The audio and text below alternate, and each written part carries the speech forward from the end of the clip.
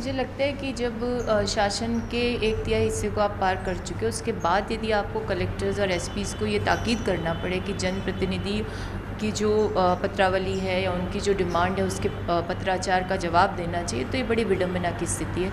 जब जनप्रतिनिधियों की ये हालात है तो आम जन की क्या स्थिति होगी। तो मुख्यमंत्री जब ये कहते हैं कि मैं ही फ़ोन का रिप्लाई कर देते हो, आप लोग क्यों नहीं करते, इसका मतलब ये है कि इस सरकार में प्रशासन में पकड़ नहीं रही। नहीं, ऐसा कुछ नहीं है, लेकिन फिर भी मुख्यमंत्री महोदया ने आज 2-3-4 दिन का चल रहा है। कल भी मैडम ने 10 बजे से लेकर मुख्यमंत्री ने 11 बजे तक मीटिंग ली।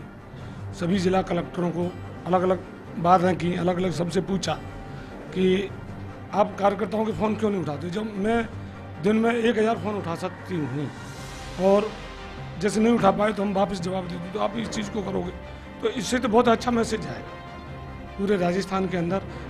आज एसपी की कॉन्फ्रेंस ले रही है, तो जो क्राइम है पुलिस का तो उसको भी पुलिस कवर करेगी, ये है अच्छा मैसेज आ रहा है। राजस्थान के अंदर कोई भी अधिकारी, कोई जिला अधिकारी, कलेक्टर से लेकर एसडीओ तक, मैं तो गांव के अंदर जब ओलावृष्टि हुई जब गया, न उसकी समीक्षा करने के लिए गया, नई जो गिरदावरी करने की बात कही जब वो गया। अभी इन दिनों के अंदर जो गांव में प्रशासन गांव का जो कैंप लगा, उस कैंप की भी खाली केवल मात्र खानापूर्ति की गई। किसान को जो बेनिफिट देने की जो बात थी, धारा 136 के अंदर जो उसमें सरकारी ज़मीन से नियमन करने की जो बात थी, वो नियमन भी नहीं हुआ। उसके लिए भी उस आदमी को धारा 88 के तहत के अंदर एसडीओ के यहाँ दावे के रूप में अंदर आना पड़ रहा है। ये आज की तारीख के अंदर जिस तरह कलेक्टर की मीटिंग हो रही है, एसपी की मीटिंग हो रही है, भारतीय जनता पार्टी की सरकार और वसुंधरा जी सरकार, इनके खुद विधायक खुलेआम इस बात को कह रहे हैं कि हमारी सुनवाई नहीं हो रही है, न उनकी सुनवाई हो रही है, न गांव के अंदर जो इन्होंने तय कर रखा है कि कलेक्टर अपनी रात्रि चौपाल के अंदर वहाँ रहेगा। कलेक्टर खाली केवल मात्र खानापूर्ति की जा रही है। कुल मिलाकर बीजेपी राज की बात की जाए, ताज़ा हालात की बात की जाए, वसुंधरा राजे सरकार की बात की जाए, बीजेपी मुख्यालय पर जन सुनवाई होती है, सरकार आपके द्वार होती है, लेकिन प्रशासन के द्वार पर आप होकर भी आपकी सुनवाई नहीं हो पाती, तो फिर सवाल खड़े होते हैं सरकार की तरफ से और जनता की तरफ से। ज्ञानदेव जी यही जानना चाह रहे हैं, प्रशासन के द्वार पर भी जाकर सुनवाई नहीं हो रही, फिलहाल ये हालात है, क्या माने सरकार का जो इंकलाब है, माफ़ कीजिएगा, इकबाल जो है वो अब खत्म होता जा रहा है? ऐसा है कि अभी लोक अदालतें हुई हैं सिर्फ रेवेन्यू की। पहले सरकार गांव की ओर, सरकार आपके द्वार, ये शब्द थे। अब सरकार आपके द्वार, आपके गांव की ओर नहीं है। लोक अदालतें लगी। मेरे ज़िले में ही 42,000 गाँवों के विवाद निपटाए गए। डोल का झगड़ा था, कहीं उत्तराधिकार का झगड़ा था, कहीं वसीयत का झगड़ा था। उस सब को एसडीएम और प्लस 2 एडवाइज़र बैठ करके उन्होंने निपटाया है। 42,000 मामले निपटे हैं जो 15 साल 20 साल थे। और कई बार ऐसा हुआ, ज्ञानदेव की बजाय रामदेव आहूजा नाम लिखा गया, नामांतरण सही नहीं हुआ, उसके लिए भी 30-30 साल तक कोई किसान लड़ रहा था, 20-20 साल तक, उसको दुरुस्त किया गया। दुरुस्ती के दावे सारे हुए क्लियर, सारे डोल के झगड़े क्लियर हुए, सारे रेवेन्यू के झगड़े क्लियर हुए। वसीयत मतलब ये हुआ ना कि वहां भी सरकार को अलर्ट होना पड़ा, पूरी की पूरी सरकार एक संभाग की सरकार बन गई, तब जाकर ये सिस्टम दुरुस्त हुआ, तब जाकर ये सिस्टम दुरुस्त हुआ।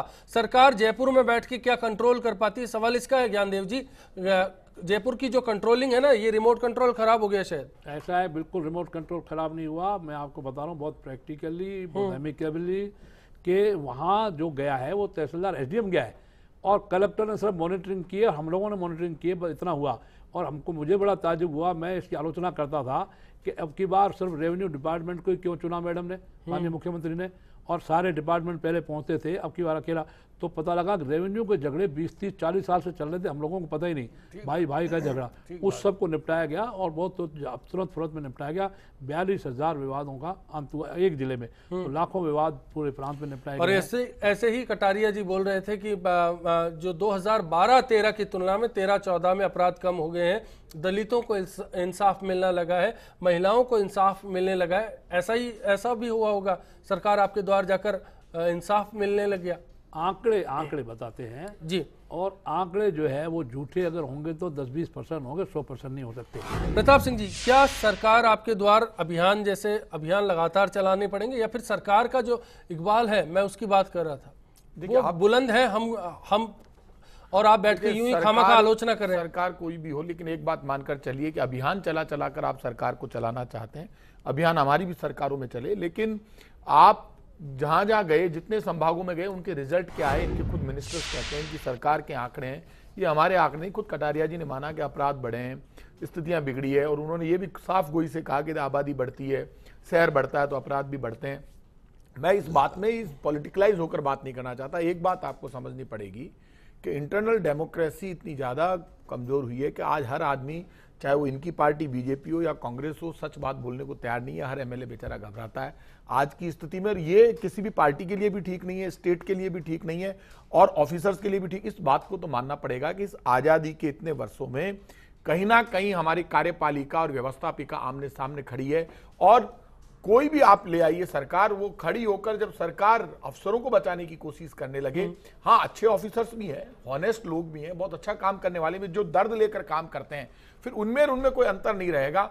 आप ये मानकर चलिए कि हम तो एक बार बन गए, आखिर डेमोक्रेटिक बेस कंट्री है, वहां पर सरकार बदल सकती है, पार्टियां बदल सकती है, लेकिन जो ऑफिसर्स हैं यदि ये सोचकर काम करे कि हम तो परमानेंट है, हमारा तो ऐसा ही चलेगा। इन ऑफिसर्स में ऐसे भी बहुत लोग हैं। मैं उदाहरण दूंगा आपको, जब फ्री दवा योजना आई तो जो ये आईएएस ऑफिसर मिस्टर शर्मा जो थे, उन्होंने जिस ढंग से काम किया आज भी उसकी चर्चा होती है। समित शर्मा का नाम आया, बहुत मन से लगन से काम किया। मुझे आज डॉक्टर्स मिलते हैं कि साहब उस वक्त स्थितियां अलग थी, आज स्थितियां अलग है। वो कोई पार्टी के कारण ही नहीं है, कई बार ऑफिसर भी अपने मन से पाप और पुण्य के अनुसार काम करता है। देखिए एक पावर है ऊपर, लेकिन मैं वही कह रहा हूं, जो चुनिंदा मिसाल है वो हर अफसर नहीं बन पाता। तो ऐसे में जरूरत है कि यदि चीफ मिनिस्टर ने ये बात कही है तो कहीं ना कहीं तो अंदर का दर्द बोला है, और कहीं ना कहीं ये बात आई है। श्रीवास्तव साहब और झाला साहब जो कह रहे थे कि मैन पावर कम है, उसको बढ़ाया जाए तो शायद हो सकता है कलेक्टर और एसपी पर इतना दबाव हो जाता है। देखिए मेन पावर सिर्फ मेन पावर इश्यू नहीं है, आप इस बात को मानना पड़ेगा। कलेक्टर और एसपी ऐसे भी बहुत मिलेंगे जो बहुत मन से काम कर रहे हैं, कोशिश कर रहे हैं कि कुछ भी हो जाए हमें ये कर। मैंने झाला साहब को देखा, आज तो रिटायर्ड हो गए,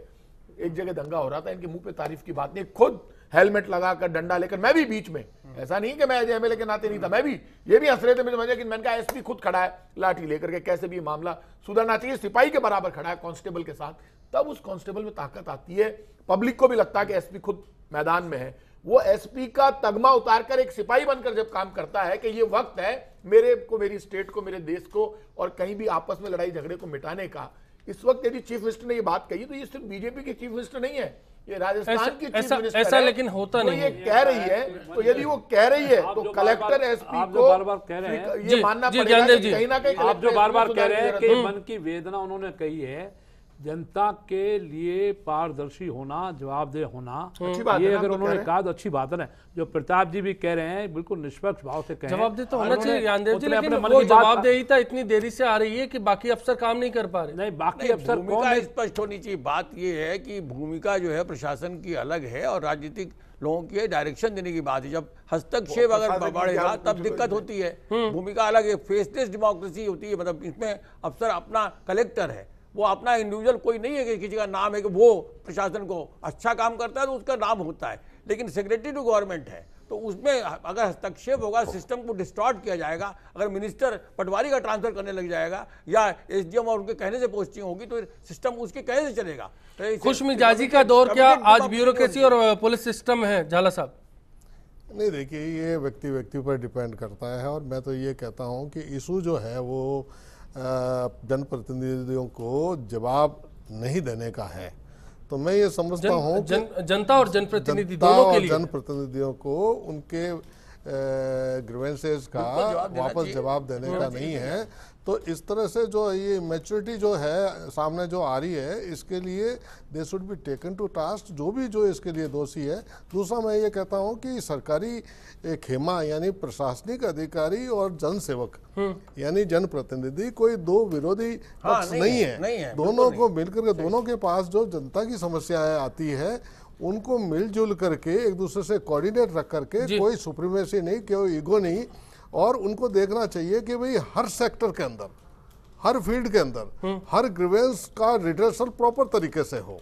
ये मॉनिटरिंग अगर हर कलेक्टर एसपी अगर करे तो सिस्टम सुधर सकता है। और ये डांट फटकार तो ठीक है एग्जाम्पलरी और होनी भी चाहिए, इससे मैसेज अच्छा बिल्कुल। ये आदर्श स्थिति कैसे कायम होगी? आखिरी दौर के लिए जब लौटेंगे इस पर बात करेंगे। सभी मेहमानों से आखिरी कमेंट के लिए जानना चाहेंगे, आदर्श स्थिति, गुड गवर्नेंस की जो बात होती है वो कैसे कायम किया जा सकता है राजस्थान में? ब्रेक के उस पार बिग फाइट में चर्चा जारी। राजस्थान में जो अफसरशाही है वो बेलगाम हो चुकी है। और किसी भी कार्यालय में आप जाओ तो वहाँ आपका कोई काम आसानी से होता नहीं है, इसलिए इस पर अंकुश की बहुत जरूरत है। जो ये कदम उठाया, कदम तो बढ़िया है, क्योंकि हर व्यक्ति कलेक्टर साहब से मिल नहीं सकता। इस रात्रि चौपाल के द्वारा हम अपनी किसी भी प्रकार की समस्या हो, एक आम आदमी गरीब से गरीब भी कलेक्टर के पास रख सकता है। और लेकिन जो रात्रि चौपाल में हमारी शिकायतें, समस्याएं जो बताई जाएं, उनका गवर्नमेंट अपने पास भी रिकॉर्ड रखे और उनकी जितने टाइम का समय दिया जाए उस समय में पूरा कराने की कोशिश करें।